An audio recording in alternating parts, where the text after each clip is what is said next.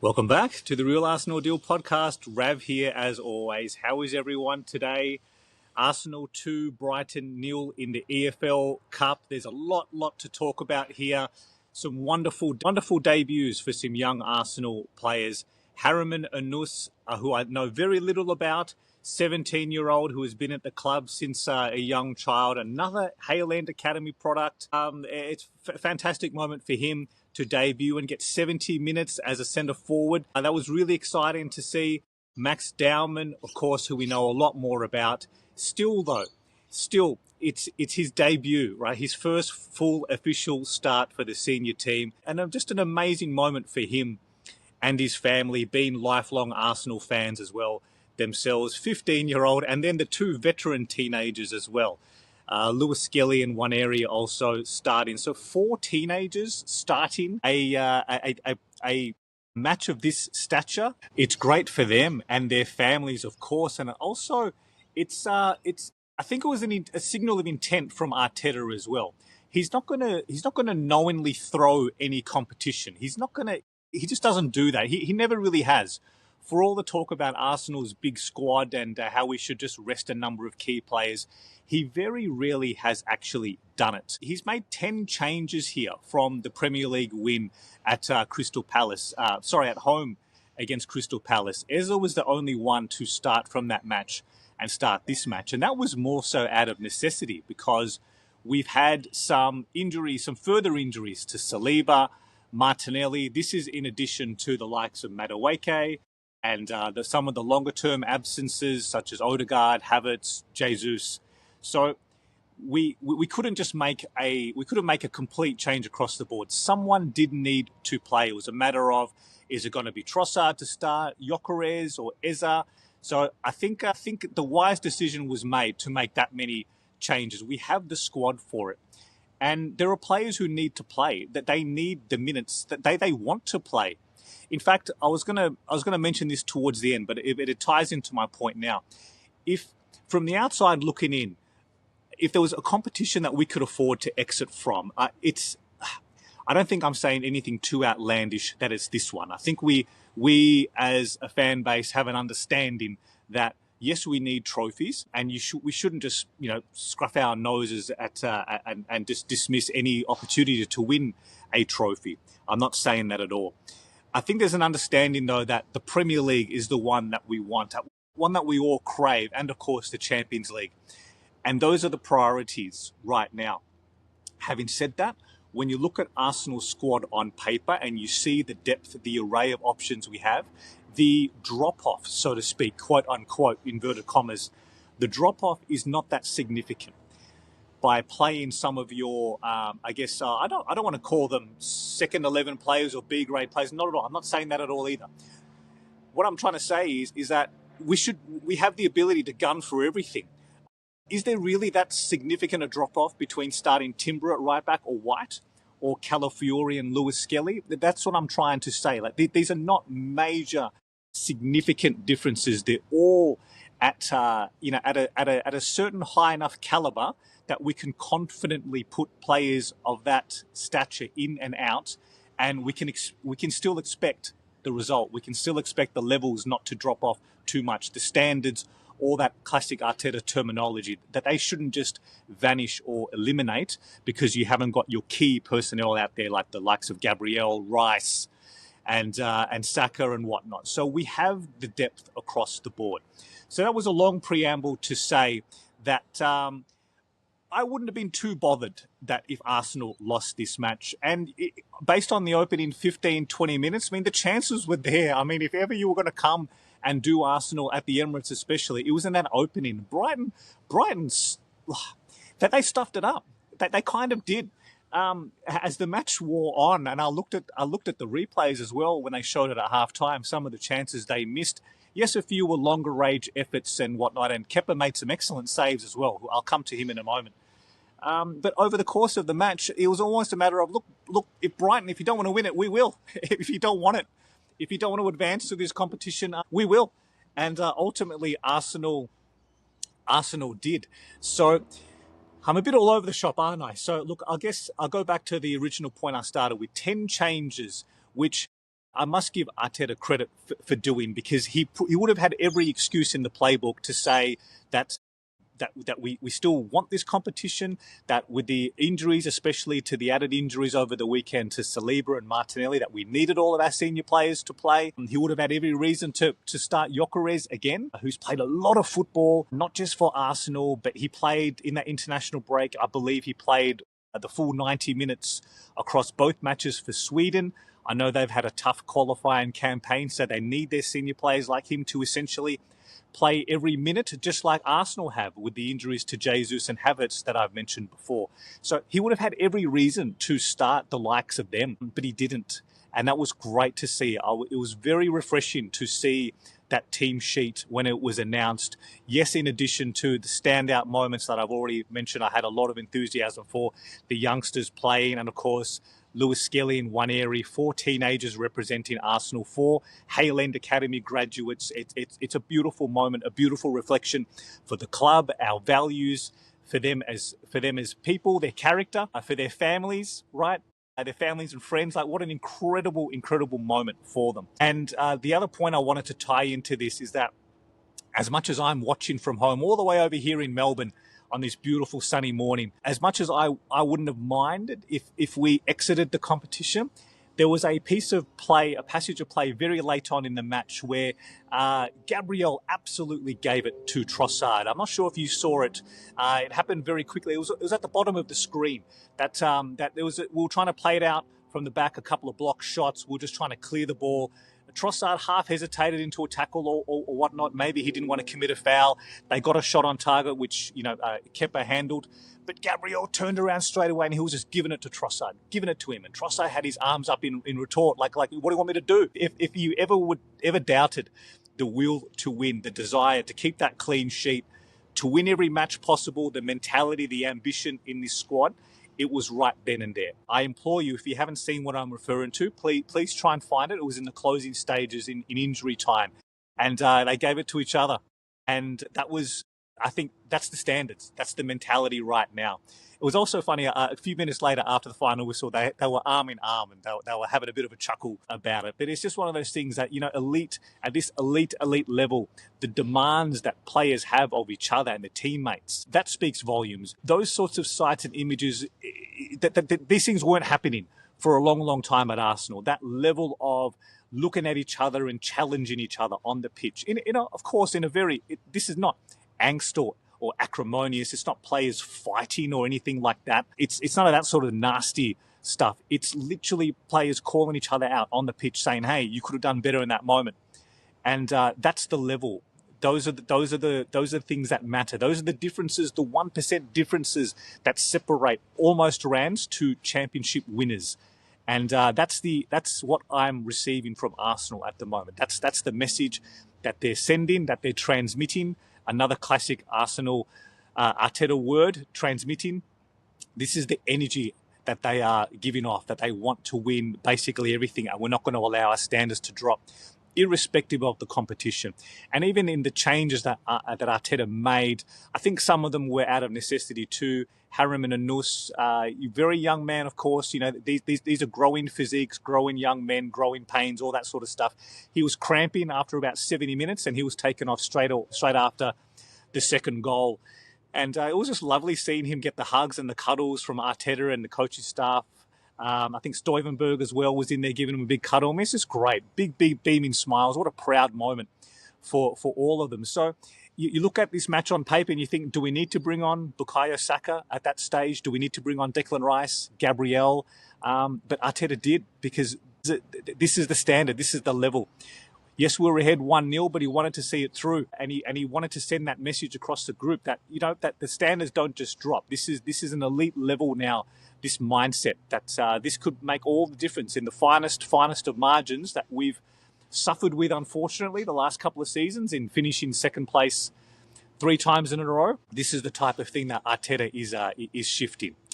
By the way, if you're hearing a bit of background noise, I'm sorry. I'll clean that up as much as I can. Just a bit of street noise construction down the street. So apologies for that. Where was I? So yes, look, the goals themselves, that first goal is a thing of beauty.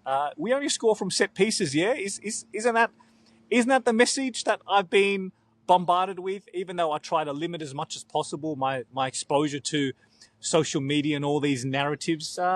Don't we only score from set pieces? So what is this new devilry that we've scored 2 open play goals? What's going on? Did they get the memo? That first goal was beautiful, absolutely beautiful. They're lovely interchange. Lewis Skelly and Marino are great back heels. Played Lewis Skelly in. He's found his Hale End teammate, Nwaneri, who's picked the spot beautifully in the corner, tucked it away very smartly. He has an excellent shot on him. Like Trossard, like Marino, if we're going to get shots on target, usually these are the common denominators who regularly put shots on target. They're the ones that I would like to see on the end of these sorts of passages of play, taking shots, because we know we're going to test the keeper. We know we're going to get it on target. Nwaneri has picked his spot beautifully. I think the keeper got his fingertips to it. I'm not too sure. But 1-0, assisted by Lewis Skelly to Nwaneri. A great moment for him. I thought he looked very, very lively. Even during that tough opening half, he was the one. And he and Dowman were our regular outs to play through Brighton to get it forward. I think in general, and look, this is not to be unexpected when you make 10 changes like I've mentioned many times, we were a little bit slow moving the ball out, and too many offsides in that first half. It was getting a bit frustrating. I think you can sense a bit of frustration creeping in, because a couple of half breaks, half open positions we found ourselves in. I think Eza a couple of times was it. I don't want to blame him necessarily if it was multiple times, but I do recall Eza maybe went too early on a couple of occasions. He was playing in that left channel instead of the last few matches he's been playing in the Odegaard sort of 10 roaming position in midfield. This time it was given to Nwaneri, who the club, I think all the messaging from the club is that they see him now as a central player, not a winger. So Eza started nominally on the left, but playing a lot more in the interior corridors. I do think he just could have done better in a couple of moments. Having said that, there was a bit of end-to-end stuff as well in that first half. It was a real cup match. This is the type of thing that you don't really see in the Premier League, that teams give each other that much space. And in fact, things that you don't see in the Premier League, Arsenal conceded shots on target. I think we had 3 shots on target conceded in the opening 15 minutes alone. Now, to the best of my ability, to the best of my recollection, that's more than we've had in the entire month, at least October, because I know the stat is that Arsenal did not concede a shot on target in the Premier League in the month of October, unless you call that Nketiah half grazing the ball out of David Raya's gloves a shot on target. We conceded 3 this morning in the opening 15 minutes. That was crazy, right, to consider in the grand scheme of things. Kepa's made some very good saves. I thought he was very, very good. Kepa marshalled his box well. He was tested from long range a couple of times, even though a few shots went wide of the post. He was right there. He had that post covered. No dramas. I thought Kepa was very, very good today. Mosquera, Hincapié looked like they belonged. Hincapié, a couple of moments, it's rusty for him, right? It's his first start for Arsenal as well, after some niggling injuries has kept him out the last 4 weeks or so. His minutes will build, his load will build, and he'll be an excellent addition to this squad. He looked fine to me after a couple of nervous moments playing out from the back to begin with, but he settled into the match. Mosquera just looks like he's been at the club for a decade. Ben White, it was great to see him doing his thing, and a real positive with White's game.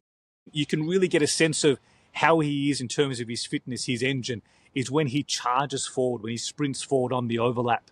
And a real throwback to White at his best of a couple of seasons ago.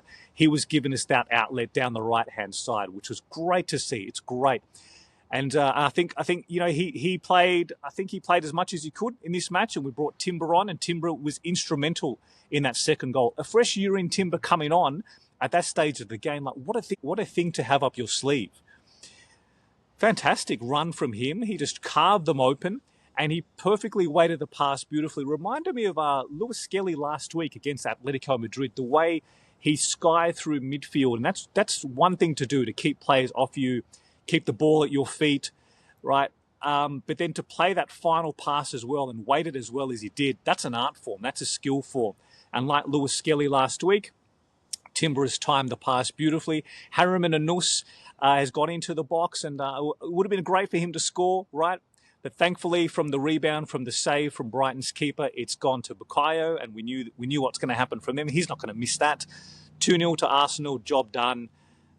I was about to say 3 points sealed, but it's the match sealed, and that was that. There was only one winner from there. We weren't going to concede much from there, and I think that feeds into what I mentioned before, that moment between Gabriel and Trossard. We were not going to give them anything. We're not going to give them any slight opening to make it a nervous last 3 or 4 minutes for them to nab an equaliser and take this one to penalties. It just wasn't going to happen. And another clean sheet, another victory. The way they protect this clean sheet is a sight to behold. It's lovely to see. And Arsenal go through. We go through with a host of changes and very, very valuable, priceless minutes under the belts of a number of players, such as Norgard. I thought he was fine, tick things over. I think Norgard as well epitomises what Arsenal are looking to do this season. I think he very much knows his place in the whole scheme of things. I think he's made that choice willfully, right? You can get that sense from the way he speaks, the way energy he exudes, the way he spoke in that first official unveiling interview that I saw from the club published. He's really, really happy to be here. I think he's a player who thought, I'm paraphrasing here, but he's mentioned that he thought his opportunity had gone by at this stage of his career, in his early 30s now, to play at a club of this level, to play Champions League football. I think he's just thrilled. He's pinching himself that he's a part of what we hope is, touch wood, a very successful little period in Arsenal's history. So he came in at utmost professionalism. He did his job. Marino, I think, was fine. Nice to see him given the armband. I think he was fine. Otherwise, then he shifted forward when Harriman and Annous came off and Rice into midfield. Some other changes we made later on. Yes, Eza came off for Trossard. Trossard against Brighton. You know, there's always a little bit of feeling there, a little bit of spice. I don't think he left them on great terms from what I recall. So he was looking for a goal too. He came close a couple of times, cracked the post from distance. But other than that, look, we just saw it through. Pretty uneventful in the end, 2-0 to Arsenal, and we progressed. I haven't seen any other footage. I'm recording this straight after the match. It's just finished before, but I saw Liverpool have lost. I believe Chelsea won, City have won. Who else played? I believe Newcastle have won as well. So there's going to be some big clubs, some big Premier League teams still standing for the draw in the remaining stages of this competition. But there's a genuine chance for any club to go out there and win it if they want. I think Arsenal want this competition. Where I sit on it is that I guess maybe I'm too heavily influenced by that double-legged tie in January this year against Newcastle. I maintain, if you listened to me before, you probably heard me bang on and on a lot about the toll that January took on Arsenal's season. There was a compound nature to playing every 2 or 3 days. It felt almost. I think we had like 11 or 12 matches, and that two-legged tie against Newcastle. I think that really had an impact, as well as playing that 120 minutes against United in the FA Cup and then exiting on penalties. You saw the impact it had on certain players and the injuries we had. The lasting images of that Newcastle tie for me is that we were down 3 or 4-0 on aggregate at St James's Park, and Kai Havertz chasing every ball and throwing himself around, and I'm thinking to myself, what's he doing on the pitch? Get him off.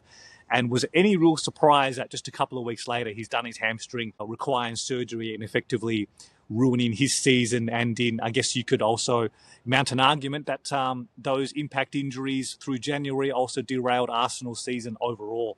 So where I stand on it is that we could really do without those matches. We could also do without those extra 2 Champions League matches, and I don't think that's at risk, touch wood, at major risk of happening, because we've started the campaign very, very well. I want to bank as many points as possible, finish in those top 8 positions, and maybe the last couple of matches in that group stage, or league stage as they call it now, of the Champions League, we can look to manage the minutes of some key players. But for now, the priority for me is the Premier League. Burnley this weekend, Then we've got Slavia Prague during midweek next week. Then away at Sunderland, a massive match that is going to be, and even Burnley as well. Like, these are two excellent challenging opponents who have had very good starts after being promoted to the Premier League. You can't take anything for granted. Nothing can be taken lightly. The quality of opposition everywhere, that you've got to do it on the day. They're all up for it. Each and every club, they're up for it. That if you drop off, if you're just a few percent below the standards, you're there for the taking. And for the opening 20, 30 minutes here, Arsenal were there for the taking, and Brighton didn't capitalise. Thankfully, we grew into the match and we got to half-time and we made the changes in the second half and we opened them up and we took our chances in the end and 2-0. But on a different day, it could have been Arsenal exiting here. But instead, Arsenal advance, a fantastic moment for a number of key players in the club. There'll be a spring in the step of all of them. It's that transmits that energy, that positivity, enthusiasm. Hopefully we carry that through to this weekend against Burnley, because that's the real priority now. So job done, I guess. Clean sheet, Arsenal advance. And thank you so much for listening, for tuning in. I'm going to bring this one to a close. So if you could please like and subscribe if you're watching on YouTube. Let me know how you're feeling about it all. Have I got anything wrong? Would you have done things differently with the lineup or substitutions? I'd love to hear your feedback, please. If you're listening on audio, please follow the show.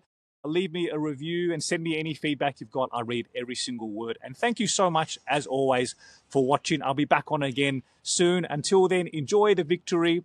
Look after yourselves. Check in with your loved ones. And come on, Arsenal.